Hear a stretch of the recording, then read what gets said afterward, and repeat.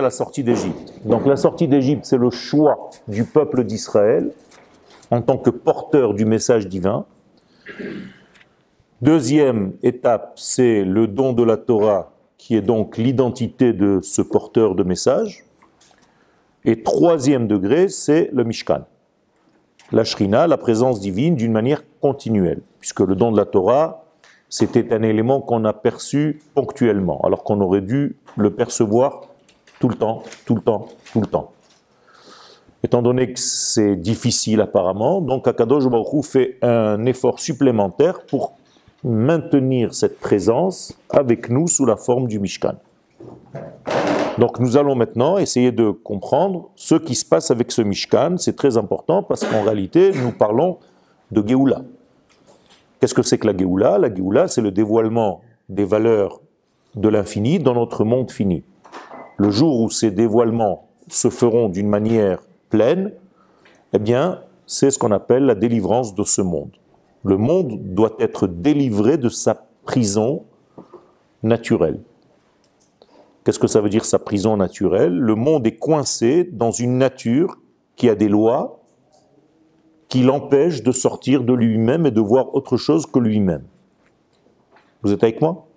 Donc il va falloir que une force vienne de l'infini, en dehors de ce monde, qui a créé ce monde, et qui va faire intervenir une lumière qui est objective par rapport à tout ce qui se passe ici, qui n'est que subjectif. Ça veut dire qu'on est obligé, pour avoir quelque chose de neutre et de vrai et d'authentique, une force qui nous vient au-dessus de notre niveau, au niveau des détails que nous sommes. Parce que chacun peut dire, c'est moi qui ai raison, c'est moi qui ai raison, c'est moi qui ai raison, c'est moi qui ai raison. Et tout le monde croit avoir raison. Ken? Pourquoi si ces lois-là, elles sont contre le monde en soi? Elles ne sont pas contre le monde. C'est des limites. Non, c'est des limites. Parce que le monde sans ces limites ne peut pas exister. Pourquoi on appelle ça des lois naturelles? Parce que c'est des lois. Quand je fais tomber un stylo, il tombe. C'est une loi. La loi de la pesanteur, il y a une règle. D'accord? Mais il y a un degré où ces lois ne fonctionnent plus. D'accord? Ça, c'est l'infini. Ken? Quand on implore Elohim, on se limite. Quoi? Quand on implore Elohim, Oui, on n'implore jamais. On implore Yudke Vavke. Ah oui, c'est autre chose. Ça veut dire c'est le Yudke Vavke qui rentre dans le Elohim. Adonai hu ha-Elohim. Tu pas Elohim hu Adonai. Donc en fait, quand on dit ça, on dit que notre but c'est d'amener à... Exactement, d'amener le tétragramme dans la nature qui s'appelle Elohim. Ok? Donc tu fais rentrer dans le monde de Elohim. Elohim c'est au pluriel. Pourquoi? Parce que c'est les forces, les lois de la nature. Et donc tu fais descendre l'unité, l'infini, dans ces multitudes de lois. Quelle? Est-ce que justement la descente de cette vérité unique, elle peut être reçue par exemple par plusieurs entités qui sont différentes? Oui, elle est reçue, parce que toutes les entités différentes ne vivent que par elle. Oui, mais on peut pas nous aborder le 1. On ne peut pas aborder le 1, on reste dans le 2, et dans le 2, on retrouve un tout petit peu de cette unité. D'accord? Quand je dis descendre, c'est pas physiquement, hein, c'est pas au niveau de l'espace. Descendre, c'est se dévoiler, hein, c'est juste une expression humaine. Dieu ne descend pas. S'il descendait, ça voudrait dire qu'il était limité. C'est qu'un coup, il est là-bas, donc pendant qu'il est là-bas, il n'est pas ici, après il vient ici, donc il n'est plus là-bas. C'est des bêtises, tout ça. Donc, Chazve Shalom, ne croyez pas que quand il y a marqué Vayered Hashem al Har Sinai, c'était Batman.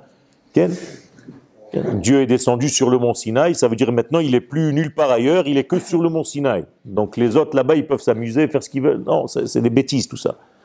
Donc descendre, c'est un langage de Torah la Torah a parlé un langage humain, c'est-à-dire descendre, c'est se mettre au niveau d'eux. Donc c'est se dévoiler. C'est-à-dire, un père se met au niveau de ses enfants. C'est pas qu'il est devenu petit, qu'il est venu, qu'il s'est rétréci. Okay? Alors, les umat, haparshiot, umat et tzavé. Par rapport aux parashiot que nous avons déjà traversés, à savoir Teruma et Tetzavé, Asher Asku Betzivouy al Hakamat Mishkan, qui ont traité l'ordre d'établir le Mishkan. Donc le Mishkan, c'est en fait un appareil qui a des mesures physiques, humaines, de ce monde, avec des lois de ce monde, des matériaux de ce monde, mais pour une raison quelconque, il va être capable de capter une émission qui vient de l'au-delà. C'est vrai? Pendant que je construis cet appareil, même si je ne suis pas saint, je peux même rentrer dans le saint des saints. Puisqu'il va falloir bien quelqu'un qui fasse les murs. D'accord? Donc c'est paradoxal. Au moment où c'est terminé, plus personne ne peut rentrer. Ça devient d'un coup porteur d'une kedusha incroyable. Donc vous voyez la différence pendant le travail et après la finition du travail. On est d'accord? Ok. Alors pour l'instant, c'était l'ordre de construire. Ken? Comment on faisait pour enlever le Mishkan? Parce que la Kedusha était là. Enlever quoi? Enlever quand on partait. Démonter. Moshe Rabbeinu. Ah, c'est Moshe Rabbeinu. Moshe Rabbeinu. Okay. Moshe Rabbeinu, et après il couvre les choses et c'est les Lévi'im qui portent. Mais même pour porter, il faut faire des années d'études, 5 ans d'études, juste pour porter, pour savoir porter. Sinon, il mourrait. Quand même. Okay. Les Lévi'im, c'est pour ça qu'il n'y en a pas beaucoup. Quand vous rentrez dans une synagogue, il y a un Lévi, 2 maximum. Des Kohanim, il y en a plein. Des Lévi'im, il n'y en a pas beaucoup. Pourquoi? Parce que beaucoup mouraient pendant qu'ils portaient, parce qu'ils pensaient à autre chose. Il ne faut pas penser à autre chose pendant que tu lèves.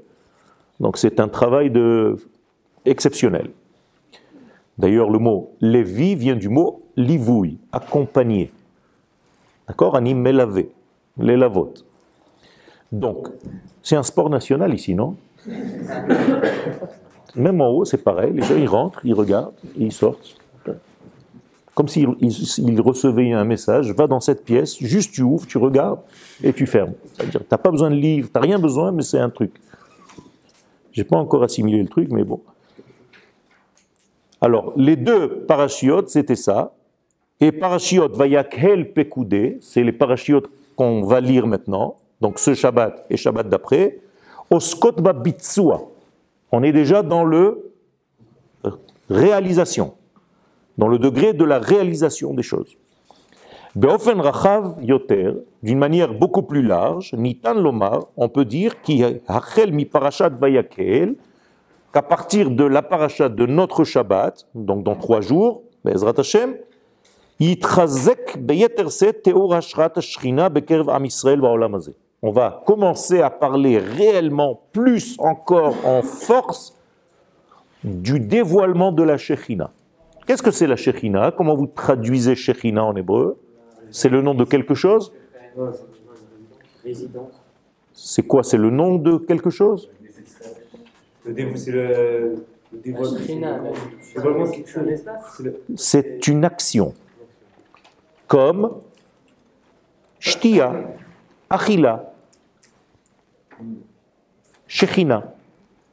Donc, ne parlez pas de Shekhinah comme vous avez l'habitude de parler. Vous parlez de Shekhinah comme une chose. C'est une présence, on ne sait pas ce que c'est, présence divine. Okay? Non, c'est une action de l'infini dans ce monde. Donc, c'est un mouvement perpétuel, la Shekhinah. Qu'est-ce que fait ce mouvement-là? Eh bien, il rapproche. Shachen. Il fait en sorte que nous soyons voisins avec l'infini. C'est le même Shoresh que Mishkan. C'est la racine du mot Mishkan. D'accord? Quand est-ce que la Shekhinah a quitté ce monde? Ah non, On est ni galout, ni rien du tout. Pour l'instant, on est... Ken? On vient de sortir d'Égypte. Alors, quand est-ce qu'elle a quitté ce monde? Son dévoilement. Bonne question. Son dévoilement n'est pas là. Donc, quand est-ce que ça s'est passé? Bien avant, bien avant, bien avant. Ah non. Quand Jacob il a quitté, quand Jacob il est parti de.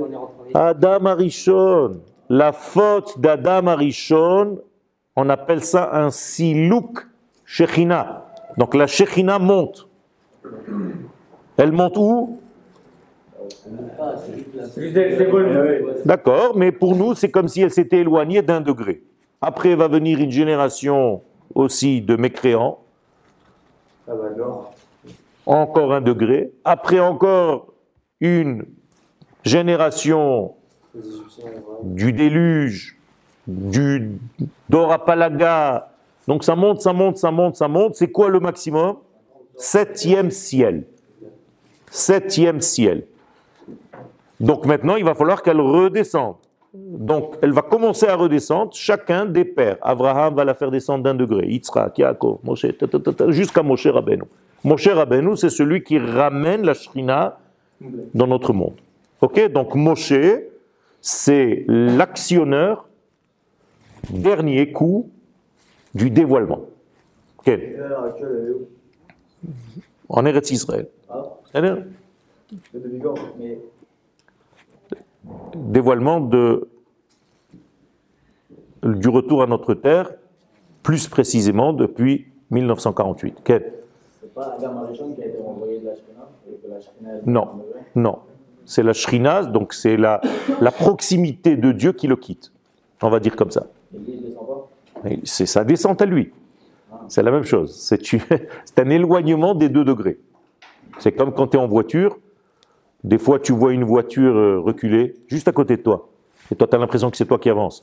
Et tu appuies sur le frein. Il était dans la dernière, après il s'est retrouvé dans la mer. C'est la même chose. Ça veut dire quoi? Ça veut dire que c'est une distance. Plus la distance se creuse entre toi et les valeurs de l'infini, plus tu es de plus en plus au niveau extérieur de la vie. Les autres descendent, on n'a pas changé. Nachon. Mais en fait, c'est ça le degré de descente des mondes et de montée des mondes. Chaque fois qu'on parle de montée et de descendre, ce sont des expressions de proximité ou d'éloignement. Moi, j'ai la Shrina, mais on arrive à atteindre un niveau pour remonter au Eden. Remonter à quoi? Au Eden. Oui, au moment de la descente de la Shrina, c'était comme le moment de la création du monde. D'ailleurs, qui c'est qui a fabriqué le Mishkan? Celui qui savait la combinaison des lettres avec lesquelles Dieu a créé le monde. Betzalel. Donc c'est la même chose. Ken? Mais du coup, je comprends pas. À l'époque, c'est des personnes, des personnages qui ont fait des formations climat. Ken? Alors que nous, au moment où on a créé l'État d'Israël, C'est un peuple. c'est un peuple. Mais Donc c'est beaucoup plus grand. C'est plus grand. Ben voilà. Le peuple est beaucoup plus grand que tous les détails qui puissent exister. Pourquoi là, c'est pas nous qui sommes au supérieur, on va ramener la Chine. Mais c'est la même chose. C'est la même chose. Je t'ai dit que c'était juste une expression. On est dans un monde. Dans le 7e. Non, non. Il faut rester dans le monde. Il faut rester dans le monde de l'action. C'est ça le secret. Si tu dois quitter ce monde pour retrouver la Shrina, c'est qu'il y a un malaise. Alors, pourquoi l'objectif, c'est le Eden? Et le Eden où? Qui c'est qui t'a dit que l'objectif c'était le Eden? L'objectif c'est Triat Ametim. Donc c'est la résurrection des morts. Donc ils reviennent où les morts? Ici. Donc Eretz Israël est plus élevé ou moins élevé que Jardin d'Éden? Bien fait. Ken? Si j'ai bien compris, la Shrina, c'est une action de rapprochement. Exactement. C'est quoi le point de contact entre nous, humains, et l'objectif qu'on nous vise? Ok, Israël. La notion Israël au niveau des êtres, la notion de Shabbat au niveau du temps, et la notion de la terre d'Israël au niveau de l'espace. Donc il y a 3 points de contact. Un au niveau humain, c'est le peuple d'Israël. Un au niveau territorial, c'est Jérusalem, Harabait, là où se trouve la Shrina.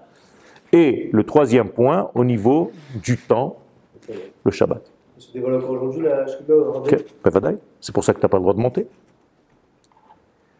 C'est bien? Ok. Vous dites que le dernier degré de dévoilement par rapport au sexuel, c'est Moshe.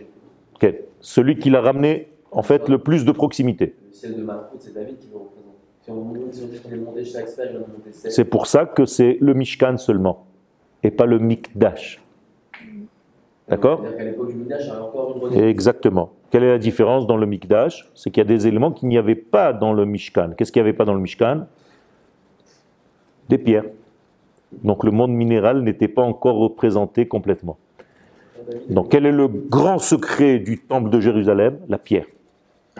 C'est-à-dire quand la pierre elle-même est remplie de Kodesh. L'élément le plus bas est rempli de l'élément le plus élevé. C'est-à-dire, dans le désert, on est encore dans les tentures, donc c'est encore le monde animal. Dans les végétaux, donc le monde végétal. Mais le monde minéral n'est pas encore représenté complètement. Il y avait, mais ce n'est pas encore représenté. Ken? Si le maximum, c'est le 7e ciel, il y a quoi au-dessus de ce 7e ciel? Un 8e ciel. Mais c'est quoi ce 8e ciel? C'est ce qu'on appelle Olam Abba. D'accord?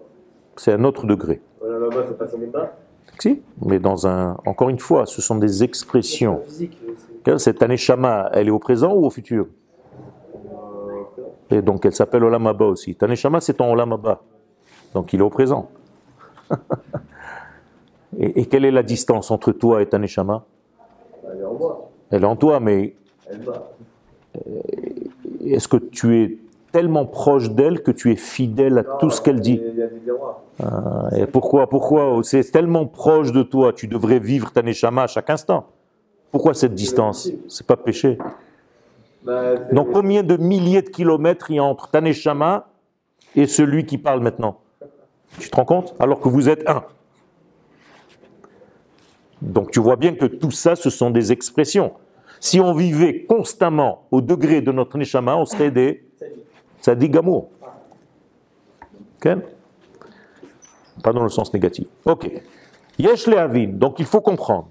Ki a Mishkan, a Mikdash. Donc je dis la même chose, puisque la Gemara nous dit que Mishkan c'est Mikdash, c'est Mikdash c'est Mishkan. Hu libo shel haolam. C'est le cœur. Ça fait partie du sport, ouais, Ken? Donc le Mikdash c'est le cœur du monde. Ok? Klomar ha-element asodi, donc l'élément secret, ha-merakez bekirbo, qui rassemble en lui, et or Hashem hazorem bekol orke achaim ou bekol vridehem, de cette lumière divine, de cette volonté divine qui circule dans les veines et dans les artères de ce monde. C'est-à-dire que quand l'infini veut faire circuler, comme le cœur, du sang dans les veines, cette fois-ci le corps c'est le monde, la création, eh bien Kadosh Baruch Hu va utiliser le cœur. Comment on appelle ce cœur-là? Mishkan. Au niveau territorial. Au niveau humain, c'est le peuple d'Israël, Am. Et au niveau du temps, c'est Shabbat. Donc je vous donne un petit exemple. Quand Kadosh Baruch Hu, entre guillemets, se dévoile, quel jour ça doit être? Shabbat. Donc le don de la Torah, quel jour ça a été? Shabbat. D'accord? Ça ne peut pas être autrement. Pourtant, il était fait en dehors d'Israël. Pourtant, il était fait en dehors. Ça dépend. Si tu lis le Kuzari, Perek Bet, on te dit que Har Sinaï fait partie de l'une des frontières d'Eretz Israël. Okay. Au niveau de la bouche territoriale, comment ça se passe au niveau du Mishkan? Comment ça se met, c'est-à-dire? Parce qu'étant donné qu'il bougeait tout le temps. Bien fait. Ça veut dire quoi? Ça veut dire que c'est un Mishkan en route pour l'endroit définitif. Exactement. Donc au moment où ça se fait, Akadosh Baruch Hu dit, là où vous allez construire ce système-là, je me dévoile. Si le Mishkan, il est en chacun d'entre nous, c'est le Shachan Tibet Ocham, pourquoi la nécessité de construire un Mishkan réel? Encore une fois, le Mishkan réel, c'est l'élément générateur, mais après, à travers lui, ça ne reste pas là-bas. Dieu n'est pas coincé dans le Mishkan. C'est à travers cet élément qui va sortir et qui va passer par toi aussi. D'accord? Ken? Pourquoi, quand on est revenu en Israël, on n'a pas installé directement le Mishkan sur le Haraït, le Nashilo, etc. Parce qu'il faut 3 lois pour faire le Mishkan. Rambam, dans les halachot. Shalosh mitzvot nitztavu Israël biknisatam la'aretz. Premier degré, un roi, donc un royaume, une médina, pas de problème. Deuxième, Amalek, Mechiat Amalek. Donc il faut détruire complètement le souvenir d'Amalek, ce qui n'a pas encore été fait. Et après, Binyan Bet Hamikdash. Donc c'est le 3e élément. Pourquoi Zachor sont pas détruire totalement Amalek? Justement, tu dois te souvenir de le détruire tout le temps. Une fois que ce sera détruit, on doit se souvenir qu'on l'a détruit. Exactement. Et dans ce cas-là, pourquoi on a construit les deux premières? On a quoi? On a construit les deux premières. Parce qu'au moment des deux premiers Betamikdash, il y avait Amalek. On a fait les guerres nécessaires pour éloigner. Qu'est-ce que c'est Amalek en fait? C'est de base une nation, après ça devient une notion. C'est des degrés, des nations qui nous embêtent à quoi? À ériger en fait notre royaume sur notre terre. Donc c'est une guerre. Au moment où tu dois le faire, tu le fais, mais c'est pas encore définitif parce que tu n'as pas réussi à tout terminer comme il faut. Le tafkid du roi David, c'était préparer le terrain pour le terre. C'est une des étapes. Comme le Mishkan, c'était encore une étape d'avant et encore une étape d'avant. C'est un échec, quoi. Donc, ce n'est pas un échec, ce sont des réussites ponctuelles. Ce n'est pas des échecs. C'est limité dans le temps. Ce n'est pas limité dans le temps, ça se rajoute à ce que tu as fait hier. Ouais, mais au final. C'est comme si on te disait, est-ce que la Géoula a eu lieu l'année dernière, à Pessah? Oui ou non? Oui, mais pas. Comment oui? Non, mais. Quoi non? Est-ce qu'on a vu ou pas? Je dirais, est-ce qu'on a vu ou pas? Non, ça n'a aucun rapport. Est-ce que tu l'as vu ou pas? Il y a des gens qui ne voient rien du tout. Oui, elle a eu lieu, c'est-à-dire il y a une couche de plus dans le processus de Géoula. À toi de le voir. Mais ça ne dépend pas de si tu le vois ou pas.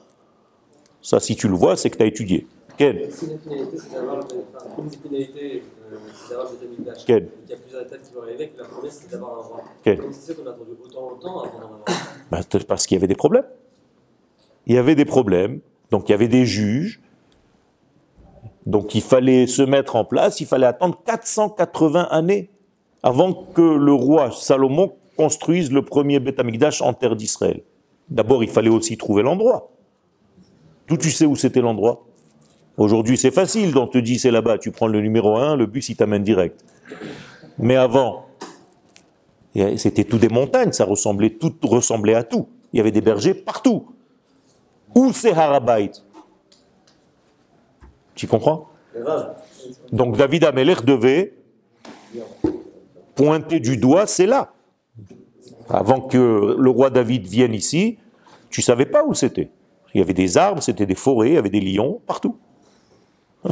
Ken? Tout à l'heure, on parle d'une évolution et d'une avancée perpétuelle. Nachon. Quelle est notre preuve? Au final, il ne peut pas reculer. Quelle est la preuve que tout se mystère, que tout évolue? Aucune preuve, si ce n'est que ce qui s'est passé jusqu'à maintenant, et que la Torah te le dit, et que les prophètes te le disent. Parce qu'il y a des chutes dans l'histoire du Non, non, parce que c'est des chutes à un autre niveau. Ça ressemble à quoi? L'année dernière, tu étais déjà en Israël? Ok. Cette année, tu étais encore en Israël? Ok. Tu es tombé cette année? Tu es tombé quelque part cette année? Tu as fait une petite bêtise? Ok. Mais c'est la même que l'année dernière? Non, parce que tu es à la deuxième année. Tu comprends? Donc le cheminement, il est dans une évolution certaine, et tu peux tomber en Kitabet. Et celui qui tombe en Kita Gimel, c'est pas le même qui tombe en Gan Chova. C'est toujours plus fort, c'est comme Moshe. Exactement. Il retourne en Exactement. C'est dans leur cheminement, même ce retour-là n'est pas un retour définitif parce qu'ils ont déjà goûté Israël. Quel? Oui, pour revenir là-dessus, quand on lit Tanakh, on construit le premier Mikdash, Mikdash. On a l'impression qu'on est en aléa total, et à partir de ce moment-là, on dégringole. Non, tu ne dégringoles pas. Tu as déjà atteint un niveau et de conscience, et de connaissance, et de proximité, et dans ce degré, tu tombes. Non. On revient au moment où on Alors, je vais te donner un autre exemple. Quand tu sors de Shabbat, c'est quel jour? Dimanche? Tu es tombé complètement à dimanche? Oui ou non? Oui. Non. On a la force. Tu as déjà monté à un niveau, donc tu es dans le Shabbat. Même le dimanche qui vient après ce Shabbat, il est déjà plus haut que le Shabbat. Tu comprends? Parce qu'en réalité, on est dans une spirale ascendante. Donc tu n'es que en train d'avancer. Tu ne peux jamais reculer. Ok? Même quand vous avez une arme, il y en a certains d'entre vous qui ont une arme personnelle? Ken, tu as une arme? Si je te demande de regarder avec ton arme, tu es ici, mais je te demande maintenant, il y a un terroriste derrière. Qu'est-ce que tu fais? Je vais regarder mon âme et j'ai l'air de terroriste. On baisse là. Tu es là. Ton arme, elle est là. D'accord? Tu es là. Comment tu fais pour te retourner? On baisse là. Montre-moi, lève-toi. Tourne-toi maintenant. Tourne-toi, ton ennemi, il est là-bas. Non. Il a pas d'arme, il a pas d'arme. Tu n'as pas d'arme. C'est pas possible qu'il y ait une arme. D'accord? Parce que tu sais où il t'a mis la balle, là.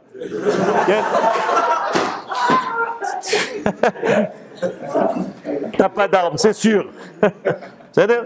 Alors, tout ça pour vous dire que si un jour vous avez une arme, quand tu es comme ça, et que tu dois tourner, jamais tu recules. Toujours dans le sens de l'avancée. Donc tu ne fais qu'avancer. C'est simple, je peux retourner en faisant ça, donc je vais en arrière. Ou alors je fais ça en allant en avant.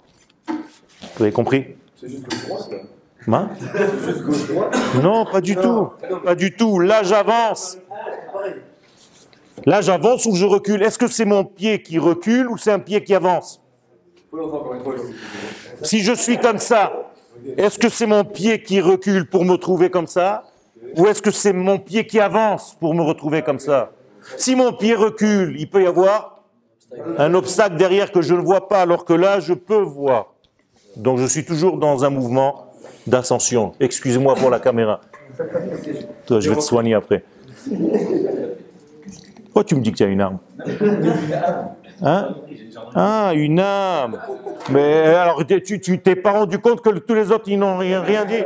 Tu t'es dit, mais ils font ce qu'ils veulent, je suis le seul à avoir une arme. Aïe, aïe, aïe, aïe, aïe. Tov. Donc, Akadosh Baruch Hu mofia babria besod Ashan. Akadosh Baruch Hu, lorsqu'il se dévoile dans ce monde, il se dévoile en Ashan. Qu'est-ce que c'est Ashan? La fumée. Qu'est-ce que c'est? C'est des initiales que le Avraham Avinu nous donne un secret dans un livre qu'il a écrit qui s'appelle Sefer Yetzira. Ah, c'est Abraham. D'accord? C'est pas Adam. Okay. Donc, Ashan, Kamouva Besefer Yetzira Perek Aleph. C'est-à-dire qu'Akadosh Baruch Hu se dévoile dans ce monde sur un trépied. C'est-à-dire il y a un temps précis dans lequel il se dévoile, un peuple précis dans lequel il se dévoile et un lieu précis dans lequel il se dévoile. Ok? Si tu es les trois réunis, c'est le top niveau. Qui c'est les trois réunis et quand? Yom Kippourim, c'est un Shabbat, ça s'appelle Shabbat. Le Kohen Gadol dans le Kodesh HaKodashim. Donc c'est le homme, puisqu'il fait partie d'Israël, il représente Israël, l'endroit et le temps. D'accord? Donc qu'est-ce qu'il voit là-bas d'après vous? C'est l'inverse. Qu'est-ce qu'il ne voit pas? Il voit tout, il a une connaissance de tout, et la seule chose qu'il ne veut pas, c'est revenir. C'est pour ça qu'il faut le tirer. On le fait jurer avant de rentrer de revenir. Tellement c'est grandiose ce qu'il voit dedans. Baruch ata Adonai Eloheinu melech haolam shekocho ugvurato malé olam. Ok? Donc, il y a 3 kedushot, 3 saintetés. Et pour l'instant, on est en train de s'occuper de la sainteté du lieu, de l'espace. Il y a fait. Il n'y a que lui qui suit ou vous êtes encore dans le tonnerre? Vous avez perdu déjà 4 secondes pour rien. Ken? Olam, donc territoire. Shana, le temps. Nefesh. Ok? Donc, Kdushat Azman, Kdushat Anefashot et Kdushat Amakom. Kan, ici, dans notre paracha, Anu Oskim beofen bolet yoter, nous nous préoccupons d'une manière beaucoup plus claire, Bekdushat Amakom, dans la sainteté du lieu, Bidmuto shel HaMishkan, sous la forme du Mishkan. On est d'accord jusque-là? Ok. Ha'itkashrut ha'elyonan na'aset bekol hatrumim derech halev. Donc en réalité, je vous ai dit que le lien entre l'infini et le fini se fait par le cœur. Donc combien de cœurs il y a? 3 cœurs. Le cœur de l'espace, le cœur du temps et le cœur de l'humanité. Quand on dit cœur, on a une centralité. Exactement. C'est-à-dire 3 piliers, toujours 3 piliers. Gemara Shabbat 85. Donc en réalité, nous sommes le cœur des nations. Ça aussi le Kuzari. D'accord? Lev Sheba Umot. Donc la Torah, elle commence par le Bet et elle se termine par un Lamed. Donc c'est Lev, c'est la même chose. D'accord? C'est le cœur. Donc Eretz Israël ve Mikdash, donc la terre d'Israël et le Mikdash, Ha-Shabbat, le temps, ve Am Israël, le peuple d'Israël. Hem shloshet bechinot lev. Donc ce sont les 3 degrés qu'on appelle cœur. Hamishkan mechaber ben erke hashamayim amufshatim ou ben mimusham babria. Quel est le rôle du Mishkan? De faire le lien, donc un trait d'union entre les valeurs de l'infini qu'on appelle le ciel. Là aussi, c'est une expression de la Torah. Vous comprenez que le ciel, c'est pas... Ken, à quelle distance c'est le ciel? À 1 centimètre du sol, c'est déjà le ciel? Ou il faut attendre quelques kilomètres? Ça veut dire que c'est un degré qui te dépasse. Pourquoi on l'appelle comme ça en hébreu? Parce que c'est là-bas. Sham. Donc tous les êtres dans ce monde qui sont top niveau, généralement, ils commencent par Shin et Mem. Rabbi Shimon Bar Yochai, Zohar, Shammai, waouh, Ken, Shimshon, c'est des degrés qui sont Sham, Shmuel, d'accord? Donc c'est un trait d'union. Haruach ve'achomer, donc l'esprit, le souffle et la matière. Mishtalvim b'mishkan. Ils se rassemblent dans le Mishkan. Donc en fait, le Mishkan, qu'est-ce qu'il fait?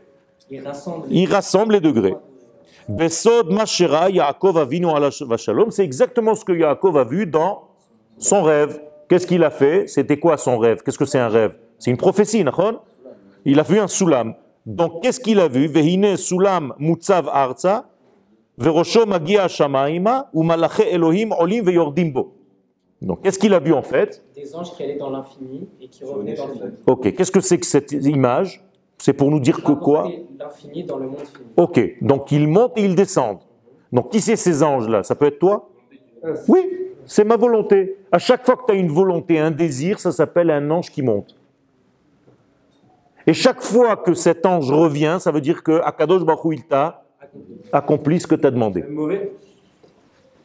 Tu demandes des choses mauvaises. Des gens, ils demandent des choses mauvaises. On a un désir ou un truc comme ça. Encore une fois, c'est par rapport à Malaché Elohim, c'est pas des degrés stam.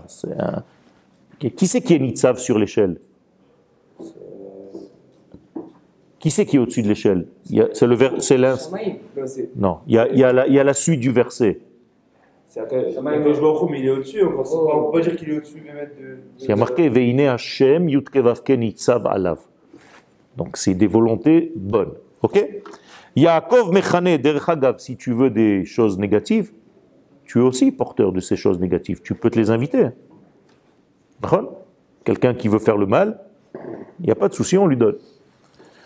Donc Yaakov Mechane tamakom haou beshem sha'ar hashamayim. Comment est-ce que Yaakov va désigner cet endroit? La porte du ciel. Qu'est-ce que ça veut dire? L'endroit qui rallie l'infini et le fini. Il a fait, mais allez plus. Est-ce que c'est écrit Shar la Shamaim? Non.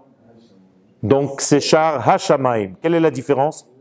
Il a fait, mais c'est pas une porte qui va vers le ciel, c'est la porte du ciel pour descendre ici. Donc c'est dans ce sens. Mais quel passage? Du bas vers le haut ou du haut vers le bas? Du haut vers le bas. Les anges, ils descendent. Il a fait. C'est le but, c'est de descendre. Donc c'est le ciel qui descend sur terre. D'accord? Shar Hashamayim.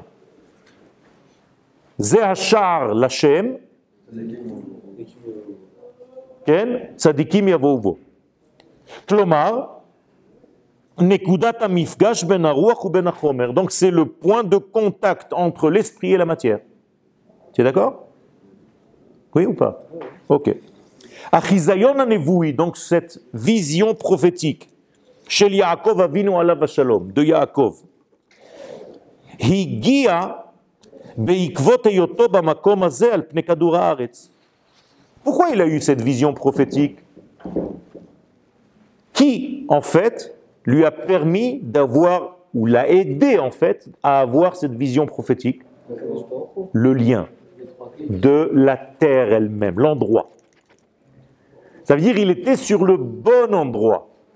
Techniquement parlant, si j'y vais et que je fais, c'est la nuit et que je rêve, c'est-à-dire j'ai une pensée prophétique, je peux prophétiser là-bas. Ben vadaï, parce que tu fais partie du peuple Et d'Israël. si je vais Shabbat, d'après Shabbat, au Il a Makom, et que Il a fait. Maintenant, tu comprends pourquoi les chassidim et les grands rabbanim, généralement, ils préfèrent aller prier Shabbat à côté du kotel pour l'instant. Quel? Est-ce que vous savez si le Ramban il parle de ces trois trucs-là dans le Moreh Nevochim, quand il cite les 11 madrigotes? Il parle de leur incidence.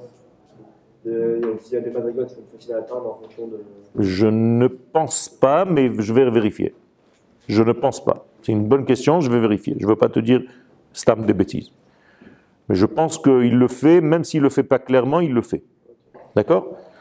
Donc, je vais vous poser une question maintenant. Est-ce que cet endroit est saint parce qu'on a construit dessus Beth Amikdash? il était ça. On a construit le Tamidèche, Il a fait. Vous avez compris maintenant. C'est parce que l'endroit est saint de par lui-même, il a été créé comme ça, que le Beth Amikdash un jour sera construit en lui. Parce que les gens, exactement, comme les Moadim qu'on a expliqué au niveau des fêtes. Donc les gens se trompent, ils se disent pourquoi ce lieu il est saint? Parce qu'on a construit Beth Amikdash dessus. Non, c'est l'inverse. C'est comme les hommes. Ok. C'est-à-dire que tous les endroits où on a stoppé le Mishkan, il y avait une particularité là-bas. Non, c'est fini. La Kedusha était les Sha'a, sauf celui-ci qui est Olam. D'accord? D'ailleurs, dans l'extérieur, ce qu'on appelait aussi les Bamot, là où tu priais, tu avais le droit de prier, de faire des sacrifices n'importe où. Aujourd'hui, les sacrifices sont remplacés par les prières. D'accord? Donc tu n'as plus le droit de faire un sacrifice en dehors de cet endroit. Donc tu n'as plus le droit de prier en dehors de cet endroit. Sauf s'il n'est pas construit. Même s'il n'est pas construit. C'est pour ça qu'à chaque fois que tu fais une prière, tu te tournes vers cet endroit. N'importe où tu es dans le monde. Sinon, ça risque de devenir, chas v'shalom, la avodah zara. Donc il faut sans arrêt voir dans ta tête le Kodesh HaKodashim. Est-ce qu'il peut exister un autre endroit aussi kadosh que ça? Non. C'est une décision divine. Je vais aller plus loin. Où est-ce que l'infini est devenu première matière? À cet endroit. Exactement. Donc la pierre qui se trouve là-bas, Et les kadosh, c'était la première pierre de la création du monde. De l'univers. Hein. alors pourquoi elles étaient, on dit qu'elles étaient divisées par Ça, c'est au niveau de l'esprit de Yaakov. Il a pris toutes les pierres, il a compris qu'elles étaient une. La preuve, c'est que quand il se réveille le matin, il y a marqué Vaikach et ha-even. Il n'y a plus des Havanim. Quelle? Cette pierre, qu'est-ce qu'elle apporte au monde? Qu'est-ce qu'elle apporte au monde? La première matière, c'est-à-dire que eh bien, c'est le lien, c'est le point de contact entre le monde de la matière et l'infini, béni soit-il. C'est là-bas. On peut manipuler cette pierre. Qu'est-ce que ça veut dire manipuler? La bouger d'endroit? Non, elle fait partie de la montagne. C'est sur cette pierre qu'était posée la Torah, les Luchot. Tu comprends? C'est énorme, c'est quelque chose d'énorme. Donc c'est une pierre qui vit, il y a quelque chose de très fort. Pour l'instant, malheureusement, il y a une mosquée par-dessus. Encore, ce n'est pas la mosquée à Al-Aqsa, elle est de l'autre côté, mais il y a quand même une kippa par-dessus. Mais ça protège pour l'instant. Ça veut dire, Hachem, lui, tout ce qu'il envoie sur ça passe par là-bas. Exactement, tu as tout compris. C'est ça la question de savoir si c'est celle qui est dans le mosquée. Non, la mosquée, elle est plus loin. Le dôme doré, ce n'est pas la mosquée. C'est-à-dire? D'accord. Donc c'est l'endroit qui a fait en sorte qu'il y a eu des visions prophétiques chez Yaakov. Donc c'est la qualité intrinsèque de cet endroit. Il est fait pour ça. C'est un endroit qui est comme une onde. Si tu touches cette pierre, tu as des ouvertures de vision. D'un autre degré. Il y a un truc qui me perturbe. Comment on peut permettre que des gens se mettent là-bas? Ils n'ont pas le niveau de toucha. C'est pour ça qu'ils eux-mêmes ne touchent pas l'endroit. Ils ont fait... Tu as déjà été là-bas ou pas? Non, jamais. Oh, ok. Moi j'ai été, malheureusement, mais je ne savais pas, j'étais petit. J'avais 8 ans. Vous êtes 30 maintenant? D'accord? Pardon? Maintenant vous êtes 30? Ok. Vous avez, enfin, personne n'a la Tahara. Ok. Alors moi je suis rentré quand j'avais 8 ans. Je suis rentré là-bas, au moment de la guerre des 6 jours. Moi je suis israélien, je suis né en Israël. Donc je suis rentré à la guerre des 6 jours. Au moment de la guerre des 6 jours, quand c'est terminé, 2 jours après, mon père m'a amené là-bas. D'accord? Il était dans la police, donc il m'a amené là-bas. Donc je suis rentré, j'ai vu cette pierre. Alors c'est entouré d'une muraille avec un grillage et on voit la pierre qui fait partie de la montagne. De quoi elle ressemble cette pierre? Une pierre, tu peux la voir sur Internet. C'est quoi cette pierre? Rentre sur Internet, tu vas la voir. C'est une pierre, une montagne, comme un morceau de montagne. Parce que le taille, La pierre de la création. C'est à peu près la taille de toute cette pièce-là. Tu vois carrément un truc de montagne comme ça. Quel? Et le Kodesh et la pierre, ils sont au même endroit. C'est ça, le Kodesh HaKodashim. C'est là-bas. Ah, et comment on savait que c'était à cet endroit? C'est ça que je te dis, que David Amelech, il a mis un... Oui, non, peut-être, oui, moi je parle de notre ère de maintenant. Parce qu'une fois que David Amelech a déjà montré l'endroit, c'est resté. Et les barrières qu'il y a, c'est des barrières. Ça, c'est l'islam. C'est l'islam. L'islam, comment il Mais s'appelle? parce que Mohammed, il a étudié chez qui? Chez les Mekoubalim. D'accord? C'est un juif à la base. Il a étudié chez Israël. Et c'est un lieu saint juif à la base ou... Ben vadaï, c'est un lieu juif. Non, mais... Non, c'est pas un Israël. Mais ils ont des degrés qui se rapprochent parce qu'ils n'ont pas de Avodah Zarah, en tout cas selon le Rambam. D'accord? C'est pas de la Avodah Zarah, comme la chrétienté. Ah, comment vous savez que Mohamed il avait étudié chez les Parce qu'il y a une histoire, il raconte lui-même. Il a étudié chez des Juifs pendant beaucoup de temps et après il est parti seulement sortir.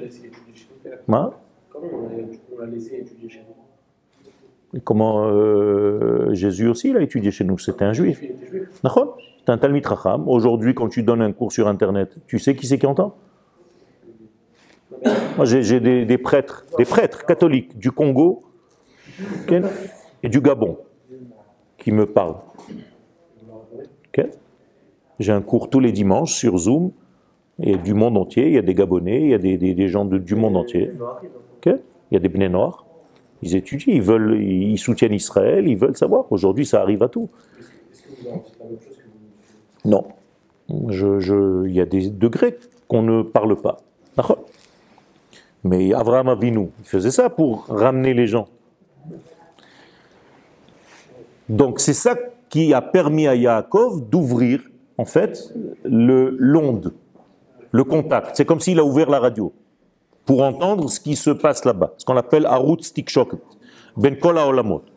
Donc là-bas, c'est le lien entre tous les mondes, l'infini et le fini. Donc c'est un point de colle. Tu te mets sur cet endroit-là, c'est autre chose. C'est pour ça que le Kohen Agadol, quand il rentrait là-bas, il n'était plus un homme. D'où est-ce que je sais qu'il n'était plus un homme? Il avait atteint la santé parfaite. Non, il y a marqué Velo Aya Ish. Il n'y avait pas de Ish. Il y avait Velo Aya Ish Imo. Il n'y avait plus de Ish. Même lui n'était plus un Ish. Moi aussi. Hein? Physiquement, c'était plus un homme. Quoi alors exactement? Autre chose. On ne sait pas. Il n'est pas un homme, il n'avait pas de de Nachon. Alors, Mais c'est un l'envoyé, c'est une neshama collective. On ne sait pas. C'est autre chose. C'est un autre degré. C'est ça? Donc, yeshna nekuda ba'olam hazeh, shehi be'etzem ha-gesher ben ha-shamayim ou ben haaretz. Donc, il existe un point de contact dans ce monde, dans notre monde physique, qui est un pont entre les mondes. Lachen me'oto makom dafka, et c'est pourquoi c'est de cet endroit précisément ken malaché Elohim olim veyordim, que les anges montent et descendent. Donc toutes les informations descendent par là-bas, remontent par là-bas, tous les contacts se font par là-bas. C'est-à-dire quand on veut faire passer un courrier, c'est là-bas. Les tfilotes, elles montent par là-bas. Donc quand vous priez, il faut que votre tête, votre esprit soit là-bas. C'est-à-dire, Ken. Il y a quel kili d'Akadosh Baruch Hu là-bas, techniquement parlant? Parce que vous avez dit que c'était infini. Il n'y a pas de kelim. Il y a le seul kli d'Akadosh Baruch Hu, c'est les premières tables. Il n'y a pas El Shaddai, il y a quoi? Akadosh Baruch Hu, quand il se dévoile, c'était les tables. Tu parles d'un kli. Au niveau matière, c'est les premières tables de la loi qui ont été gardées, même si elles sont cassées. Et ça vient du ciel. Mais je ne parle pas de matière. Toi, tu parles d'un kli, d'une force de réception. Exactement. Ok. Eh bien, toutes les mesures du Beth Amikdash, c'est des kelim soi-disant humains, mais en réalité, c'est des concepts pour capter cette énergie. Donc, si Dieu te dit que le shulchan, il doit être 2 coudées et demi, c'est une mesure secrète. Humaine. Le Shachanchi Betochan, ça veut dire que c'était également des conceptions physiques, des murs, quoi. Tout à fait, mais qui n'avaient pas les limites que tu connais. Ça veut dire que Il n'y avait pas de conscience également. ils avaient une conscience. Ça, c'est autre chose. Les murs avaient des consciences. Ok. Et là, c'est autre chose maintenant. Par exemple, il y a la mesure d'un degré. Si tu prends la mesure de ce degré, il fait 10. La mesure de la fin jusqu'au mur, il y a encore 10. Et la fin de ce degré et au mur, encore 10. Alors que tout était 10. Et si je ne respectais pas, et s'il y avait un défaut de fabrication, la Shrina ne pouvait pas... Exactement. C'est pour ça qu'il fallait Betzalel, un génie, pour être précis dans ça. C'est pour ça qu'il y a autant de détails aussi, que ça prend 2 parachutes. Exactement. Plus 5 parachutes en tout. Ouais. Est-ce qu'il y a un lien entre les tefilines et le Beth Amikdash? Parce qu'ils ont un peu la même sourate. Il y a un lien au niveau du lien, oui.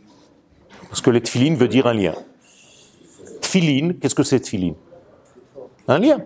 C'est pas des phylactères. Phylactères, c'est en français, ça veut rien dire. Qu'est-ce que c'est au singulier tefilin? Tfila.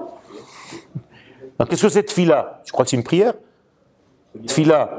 Tfila, c'est un lien. La tsura des tefilines, elle a été construite un peu comme un Beth Amikdash. Ok, mais ça veut dire un lien. Donc c'est un côté de lien. Donc c'est-à-dire il y a une maison extérieure et à l'intérieur il y a des secrets. C'est pour nous rappeler le lien à Shamaï Meretz. Exactement, c'est toujours le lien. C'est le même lien. Le même lien, d'ailleurs, entre ta tête et ton bras. Est-ce que vous parlez entre les tefilines de la main et les tefilines de la tête? Shamaï Meretz. Exactement. Tu n'as pas le droit de parler. Pourquoi? C'est un lien. C'est comme si tu séparais le ciel et la terre. Comprenez? Et si tu as parlé, tu dois refaire une bracha. Mais c'est interdit, c'est très grave.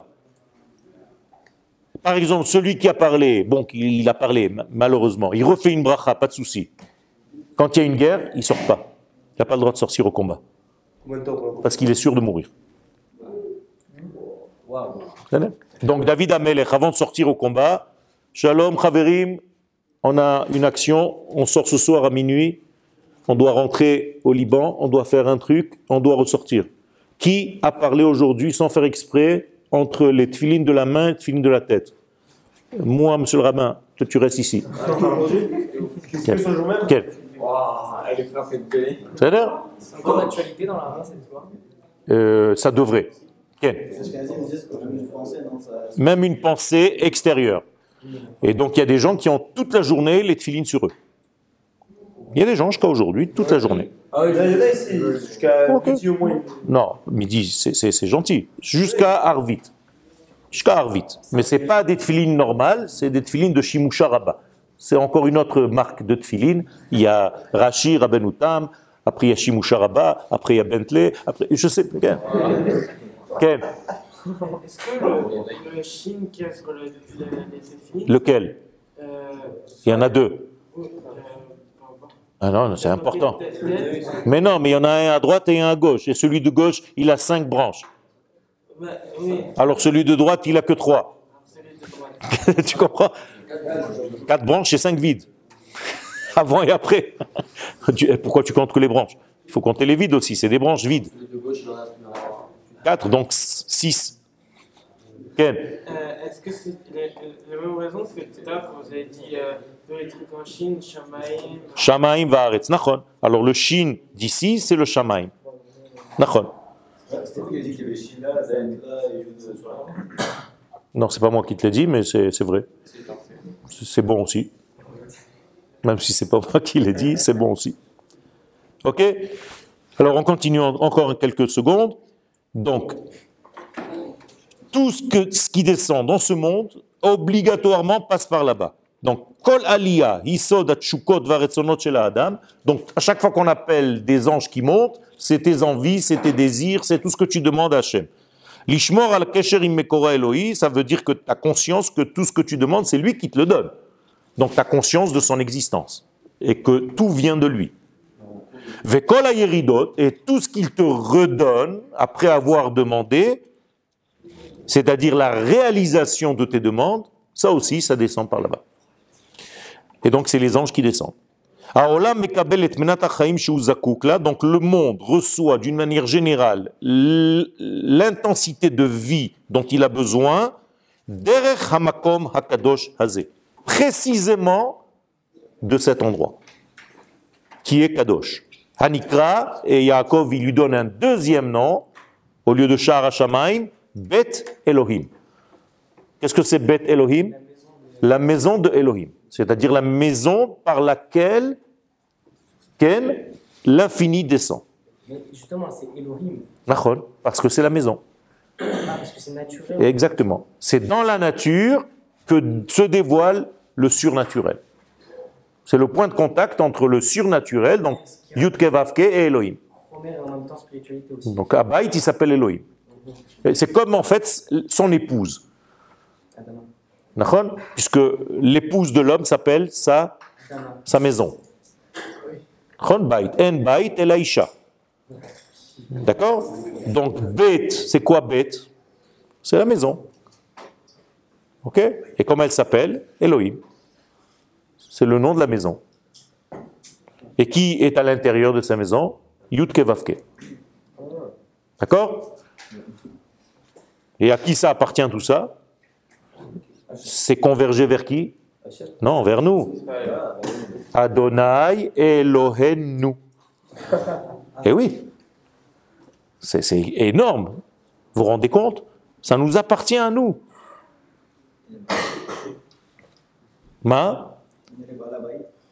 On est les porteurs de sa parole. C'est lui le Baal Habayit et nous, on est les intendants. Voilà.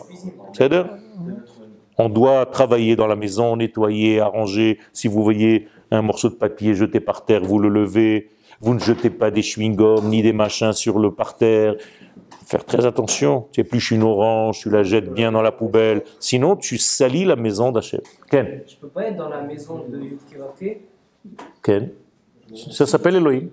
Si là je suis dans la maison de Elohim. Non, tu n'es pas dans la maison d'Elohim. C'est le Bait qui s'appelle Elohim. Ah, ok. D'accord? C'est comme le Bet. Parce que Bet, c'est comme Bait. Mais j'ai écrit la lettre Bet. Donc qu'est-ce que c'est la lettre Bet?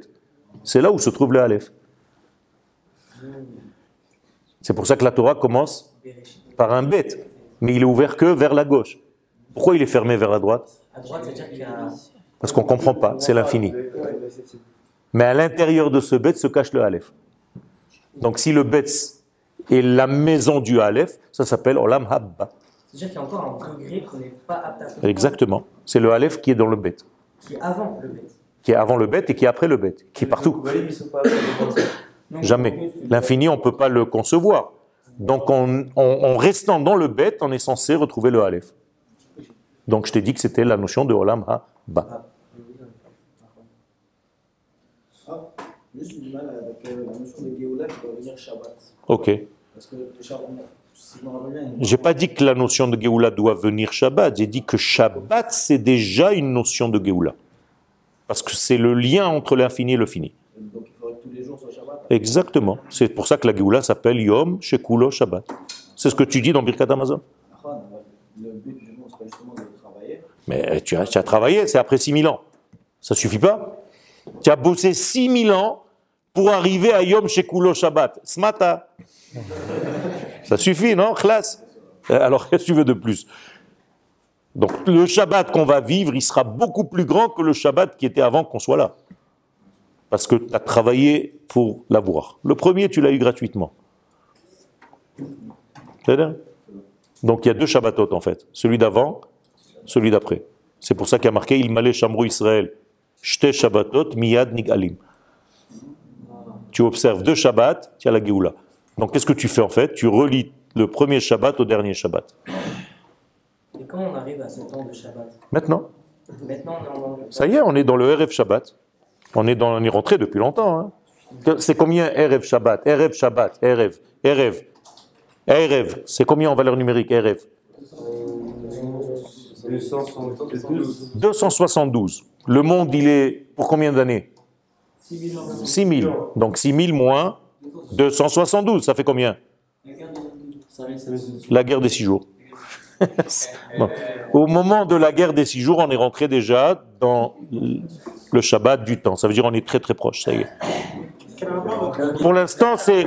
C'est l'heure pour le noter. Ça veut dire quoi? Ça veut dire qu'après cette heure-là, qu'est-ce que vous voyez dans les rues? Des gens qui roulent à combien à l'heure? À 200, parce qu'ils sont très très en retard, tu sais. Tu les vois juste avant. Mais c'est pour ça que tout le monde est fou à la fin. Tu les vois, tout ce qui se passe maintenant, c'est ça. C'est des gens qui sont à l'entrée de Shabbat, ils ne savent plus comment faire parce que ça va commencer d'un instant à l'autre, donc c'est la panique totale. Ah, parce qu'on dit, on est dans le RF avec nous là-dessus. Ken, on a déjà rentré bien au profondément. Ken. Mais j'ai pas compris le rapport avec le mot RF. Eh ben, le mot Erev, c'est des lettres. Quand tu dis Erev Shabbat, c'est des lettres. Donc je suis dans le Erev du Shabbat du monde. Donc j'enlève le Erev au mot Shabbat, aux 6000 ans, pour lequel le monde doit exister. Je tombe sur la date. Ça fait combien d'ailleurs en chiffres? 6000 moins 272. C'est 5728. 5528, c'était Yom Sheshet Hayamim, la guerre des 6 jours. D'accord? C'est bon pour aujourd'hui? Ok. Toda Rabba.